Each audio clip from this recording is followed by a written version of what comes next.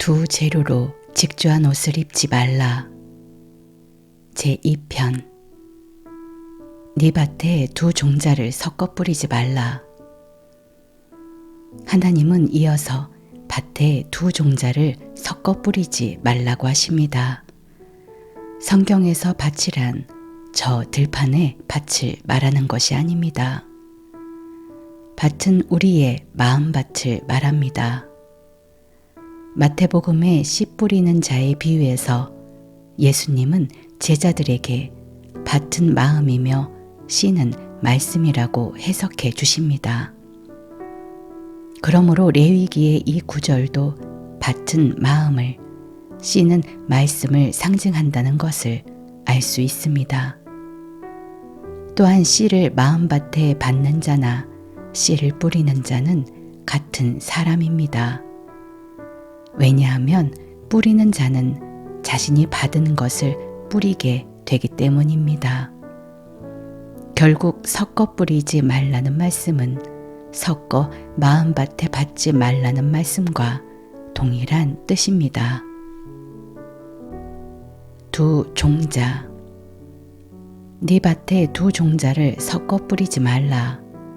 이 말씀은 우리 마음에 말씀의 두 종자를 뿌리지 말라는 뜻인데, 그런 마음 속에 뿌리는 두 종자는 무엇을 뜻하는 것일까요? 두 종자란 율법과 복음을 뜻합니다. 이 두 종자는 배추씨와 무씨 같이 별도의 다른 씨가 아닙니다.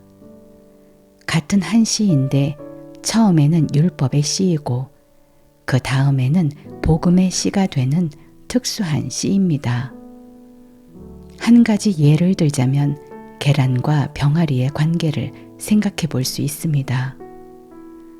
계란이 부화되어 그곳에서 병아리가 나오기 때문에 계란과 병아리는 하나입니다.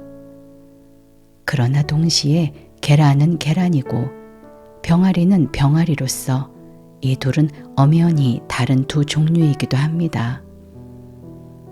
하나님의 말씀도 이와 같이 율법과 복음이라는 하나이자 별개인 두 종자로 구분되어 있습니다.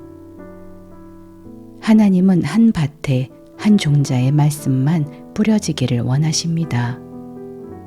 이것은 어떤 사람의 마음에 율법이면 율법, 복음이면 복음, 한 가지 종류가 일관되게 뿌려져야 합니다. 이 둘을 섞어서 뿌리게 되면 죽도 밥도 아닌 형국이 됩니다. 실상 이 둘은 섞을 수도 없고 섞이지도 않습니다. 그러나 이 둘을 섞어 뿌리거나 또는 그것을 받아들이는 사람들은 이 둘을 구분하지 못하기 때문입니다. 모르는 사람들이 무슨 일인들 못하겠습니까? 되던 안 되던 무조건 하는 것이 모르는 사람들의 특징입니다. 이것은 기독교인들의 신앙 행태에서도 확연히 드러납니다. 율법을 지키라고 하면 믿음으로 구원을 받았는데 무슨 율법을 지키느냐? 율법은 죄를 깨닫게 할 뿐이지 구시대의 유물이다 라며 비켜 나갑니다. 그렇다고 이들에게서 믿음으로 구원받은 행동이 나오느냐 하면 아닙니다. 믿음이 뭔지도 모르면서 믿음으로 구원을 받았다고 목청만 높입니다. 율법도 지키지 않으면서 복음에 있지도 않은 어정쩡한 모습이 바로 이들입니다. 요한계시록 3장 15절 16절 말씀입니다. 내가 네 행위를 아노니 네가 차지도 아니하고 더없지도 아니하도다. 네가 차든지 더없든지 하기를 원하노라. 네가 이같이 미지근하여 더없지도 아니하고 차지도 아니하니 내 입에서 너를 토하여 내치리라. 이들은 율법 아래 있어서 차가운 것도 아니고 그렇다고 복음 아래 있어 더운 것도 아닙니다. 이것이 미지근한 것입니다. 하나님의 앞에는 차든지 덥든지 둘 중에 하나입니다. 미지근한 것은 전부 차가운 것이 더운 것인 척하는 위선적인 모습에 불과한 것입니다. 그러니까 주님이 토하여 내친다고 하시는 것입니다. 물론 이렇게 차가운 율법과 더운 복음을 서로 섞으니 미지근한 것이 되는 것입니다.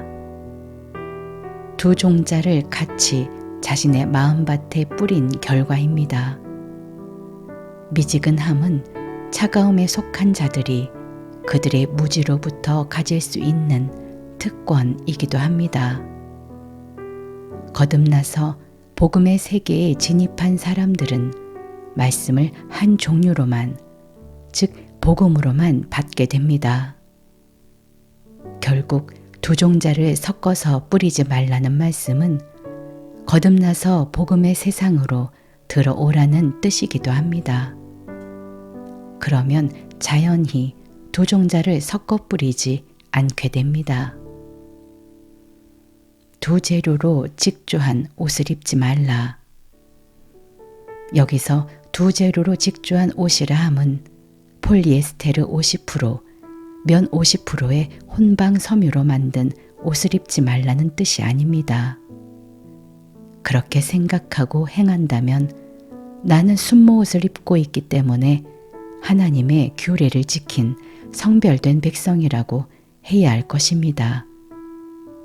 어처구니 없는 성경 해석이 아니라 할 수 없습니다. 하기야 어떤 사람들은 돼지고기를 먹지 말라는 말씀을 문자 그대로 받아서 그 고기를 먹지 않습니다. 그리고는 자신들은 성별되었다고 주장합니다. 그들은 혼방 옷을 입지 않았으니 성별되었다고 생각하는 사람들과 동일한 세상에 속했습니다.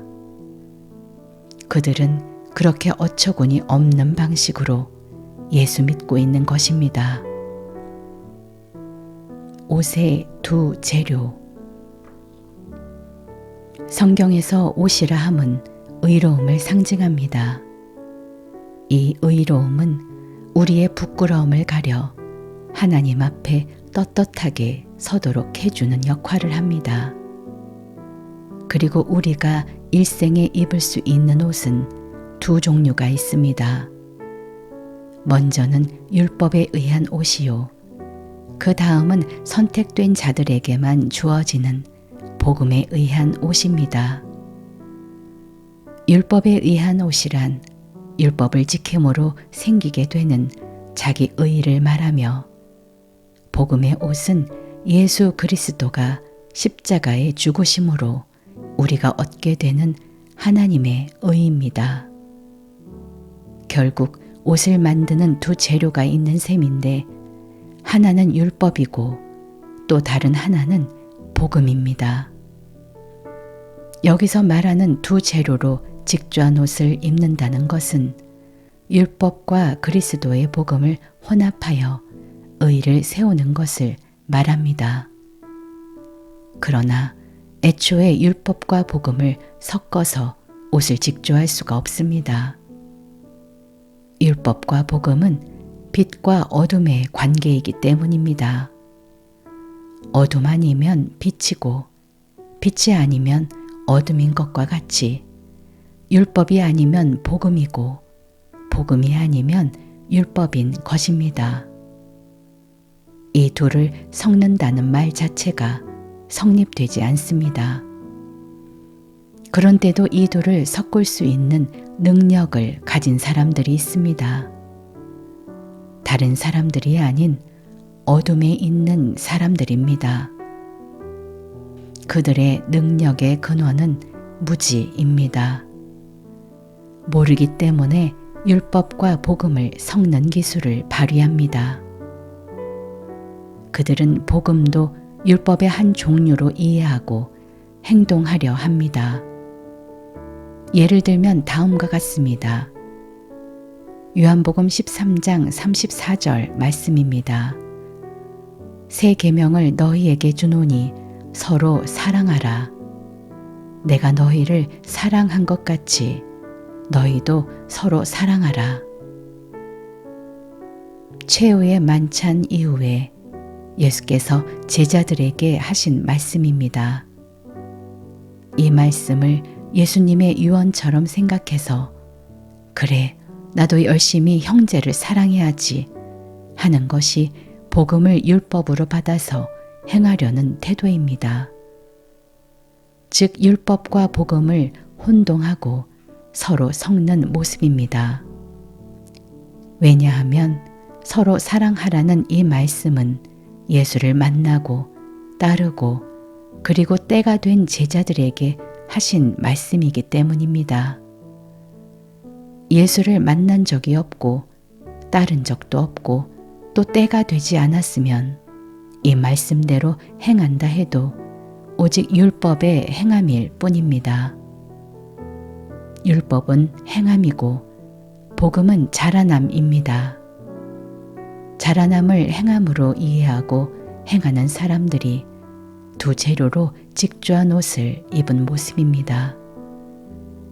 그들은 실제로는 율법 아래에 있으면서 단지 복음을 흉내내고 있는 것입니다. 구분해야지.